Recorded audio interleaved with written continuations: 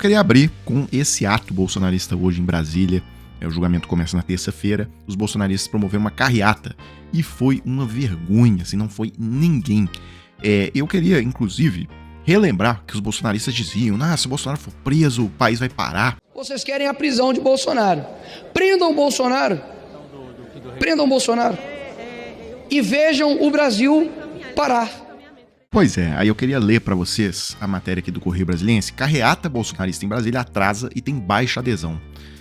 Movimento usa mini trio elétrico, não conta com presença de parlamentares e é marcado por esvaziamento. Prevista para sair às 9 da manhã desse domingo, da Torre de TV, ali no meio do eixo monumental em Brasília, o evento reuniu pouco mais de 100 pessoas com início por volta das 10h30. Ou seja, eles não quiseram sair às 9 porque não tinha ninguém.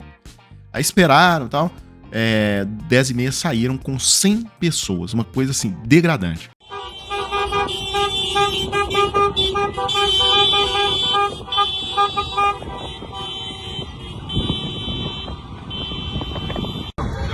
Na manhã, sempre na manhã.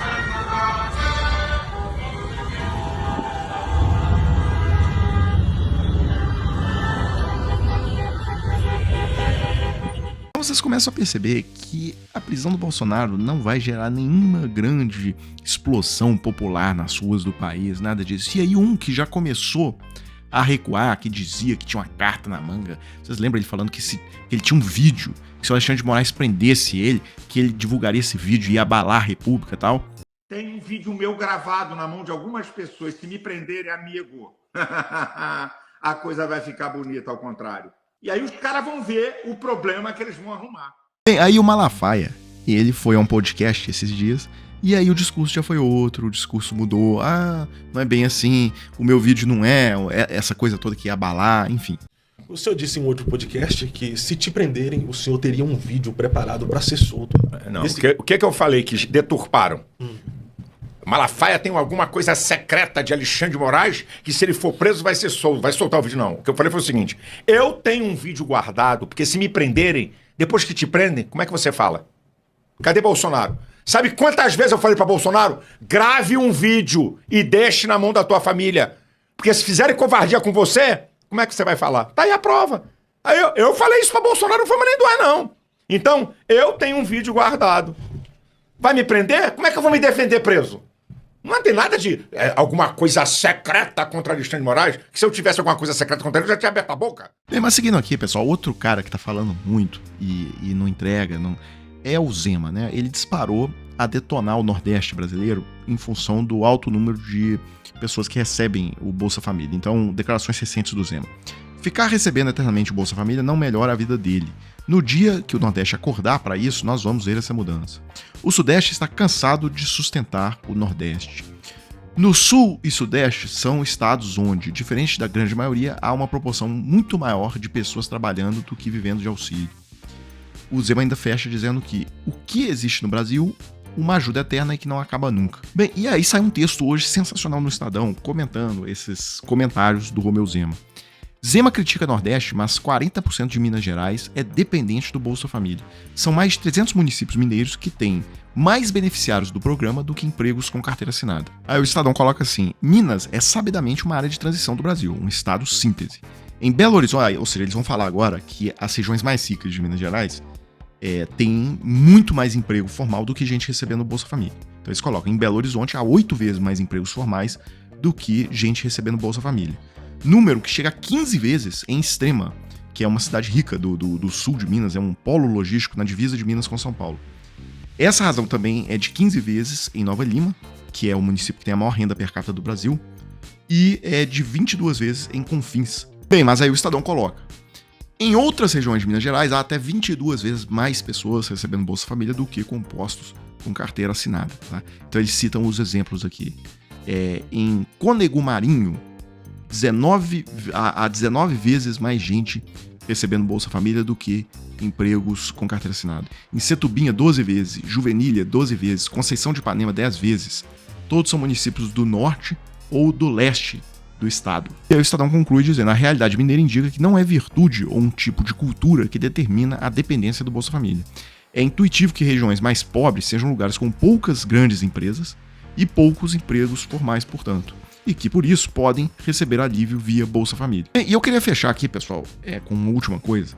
Saiu um texto no New York Times falando do julgamento do Bolsonaro, tá?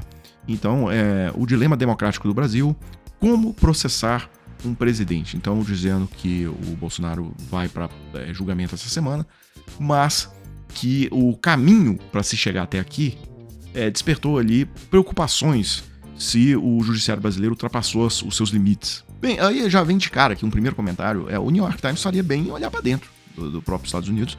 O Trump, por exemplo, um cara golpista, ele próprio tentou um golpe de Estado em 2020/2021. Tem o telefonema dele, a situação dele em termos de prova chega a ser pior que o Bolsonaro. Tem um telefonema do Trump pro secretário de Estado da Geórgia, grampeado, e ele pedindo pro cara fraudar o resultado da Geórgia e dar 11.780 votos a mais para ele, Trump, para ele virar o resultado. E depois o Trump tem ali os relatos do general Mark Milley, que era o comandante do exército, ele pedindo ali realmente um golpe de Estado pro Mark Milley, e depois ele próprio ordena aquela invasão. E olha que o Bolsonaro não estava no 8 de janeiro. Tá? O Bolsonaro tinha se mandado lá para Miami, para Flórida. O Trump estava, ele fez um comício na frente dos golpistas, e na sequência os golpistas invadem ali o parlamento para tentar obrigar o vice-presidente a não certificar o resultado da eleição. Então, o que eu tô dizendo aqui do ponto de vista probatório, apesar do Bolsonaro ter inúmeras provas da participação dele no golpe, etc. O Trump certamente conseguiu construir um arcabouço probatório pior ainda que o do Bolsonaro, tá? Mais evidente ainda que o do Bolsonaro. E aí vem o advogado lá do Trump Group, Trump Media Group, esse Martin DeLuca. E aí esse cara me vem e reproduz aqui um trecho da matéria do New York Times que, de certa forma, questiona que o Bolsonaro vai ser julgado por Flávio Dino, Zanin e Alexandre de Moraes. Então, que formaria um trio, e isso é suficiente para condenar o Bolsonaro. E aí fala, olha, o Zanin era advogado pessoal do Lula e o Flávio Dino era ministro do Lula. Olha, esses caras nunca questionaram que na Suprema Corte dos Estados Unidos, que tem 9 integrantes, 6 são trumpistas, basicamente. Tá? São 6 indicados lá do Partido Republicano. E aí, como é que faz? Então, é uma enorme hipocrisia, além do fato que o Flávio Dino e o Zanin passaram por todos os ritos que a Constituição prevê. Ou seja, eles foram indicados pelo presidente da República, eles foram votados no Senado, e conseguiram lá a maioria de votos. Bem, se o presidente da República, eleito com 60 milhões de votos, indica esses caras, e esses caras ainda são aprovados pelos senadores que tiveram outras dezenas de milhões de votos, podemos falar assim que indiretamente os ministros do STF foram escolhidos de alguma forma pelo povo brasileiro. E aí não vejo ninguém questionar, por exemplo, a questão das indicações do Bolsonaro. O Bolsonaro colocou o advogado do governo dele era o AGU, André Mendonça, pro STF, e aí? Então, argumentos estapafúrdios, né? Tem um outro assessor do Trump, lá o tal de Jason Miller, do dono daquela rede Rumble, também falando besteira, que Alexandre de Moraes, em tese ele tá citando aqui um trecho da reportagem do New York Times, tá? Eu não consigo acessar essa reportagem, não vou assinar o New York Times para ler uma reportagem, tá? Mas eles dizendo aqui que o Alexandre de Moraes imprisionou pessoas sem condenação e tal. Bem, imagina a surpresa deles quando eles descobrirem que o Brasil tem mais de 330 mil presos sem condenação. São os chamados presos preventivos. Agora, a surpresa deles talvez seria maior se eles descobrissem. Eu, inclusive, perguntei aqui para a inteligência artificial se há alguma coisa semelhante à prisão preventiva nos Estados Unidos. E a Gemini, né, do Google, diz que sim, existe um conceito semelhante à prisão preventiva nos Estados Unidos, chamado de pre-trial detention, ou detenção antes do julgamento. Pessoal, é óbvio que eles sabem disso, tá? É óbvio. Mas a canalice não permite que eles digam em público isso, enfim, e aí eles vão manipulando as pessoas com esse tipo de argumentação. Só chegamos naquele momento do vídeo em que eu falo com vocês daquela oportunidade para se trabalhar de casa, 100% home office, você que está precisando de um dinheiro extra, ou você que está precisando até mesmo da fonte primária de renda.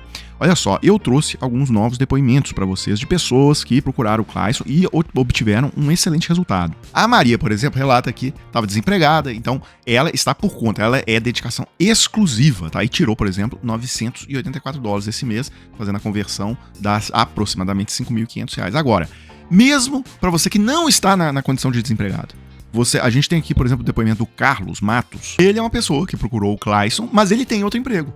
Ele dizendo aqui, olha, hoje, por exemplo, cheguei exausto depois de mais de 10 horas no trabalho lá na fábrica e estou aqui, né, dedicando e tal, querer compartilhar o resultado de um mês é $643, tá? Você conseguiu aí aproximadamente R$3.200, sem ser dedicação exclusiva, tá? Só reforçando aqui, não é bet, não é casa de aposta, não é nada disso, isso aqui é trabalho sério. Então, se você tiver interesse nessa oportunidade, pode clicar no link que tá aqui abaixo na descrição do vídeo e você vai conversar lá com o Clayson, que vai te explicar tudo direitinho, você vai compreender exatamente do que se trata. Pessoal, então é isso, eu fecho agora e volto numa próxima oportunidade.